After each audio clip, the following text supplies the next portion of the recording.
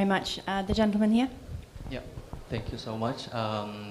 My name is Zul Hafiz. I'm from TVRI World. So I'd like to ask several questions for representatives for UNDRR, Madam Mami. I believe the seventh global platform for disaster risk reduction is a great platform to share knowledge and experiences in order to, reduce disaster risk, particular, for Indonesia. And I'm wondering from the UNDRR perspectives, what is the UNDRR commitment to assisting Indonesia with disaster risk reduction, and what about Indonesia's national disaster preparedness from UNDRR's perspective? And lastly, the question is, how does the UNDRR encourage beneficial multilateral disaster cooperation in Indonesia, particular to reduce disaster risk? Thank you. Thank you very much. So first of all, as you may know, and I think it's obvious, but sometimes it doesn't become obvious, we are part of the UN system. Our job is to support member states. It is the member states who have their national priorities, and we are here to support the member states in their endeavor to make their countries more resilient, in the case of UNDRR. So that is how we operate, that is our goal. Now, and this applies to all member states. In the case of Indonesia that you ask is, Indonesia is one of the most disaster-prone countries in the world, and that is why Indonesia is one of the most resilient countries in the world.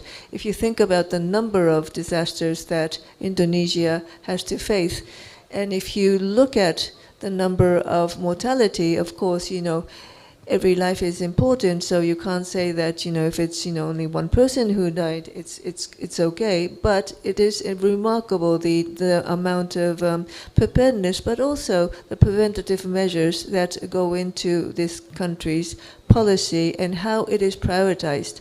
Of course, Pak Suharyanto is the head of BNPB in charge of all of this, but I must say that the fact that there's a commitment from the very top of the government, which is His Excellency the President himself, means that the prevention agenda is high in the list of the government's priority.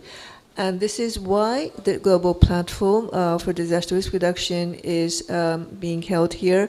Of course, we will continue to support, as we do all member states, Indonesia in this area. But I can also say that there is a lot that Indonesia can share with other countries in terms of how they are tackling this issue. And in that same vein, I would say that we believe that, while Indonesia can share a lot, I think that when South-South cooperation is becoming more and more important in terms of international cooperation for disaster risk reduction, I believe that there is a lot that Indonesia can enhance in their cooperation to less developed countries in the global South.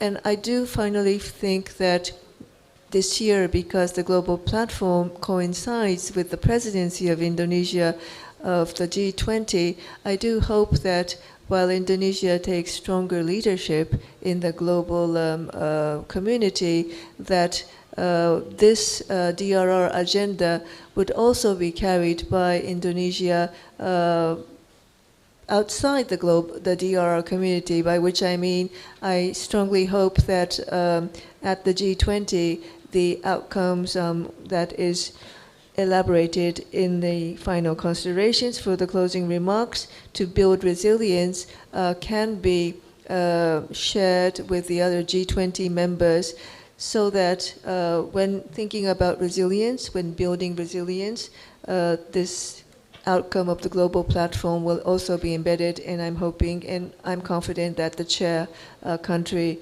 will move the agenda forward in G20, in many other multilateral fora.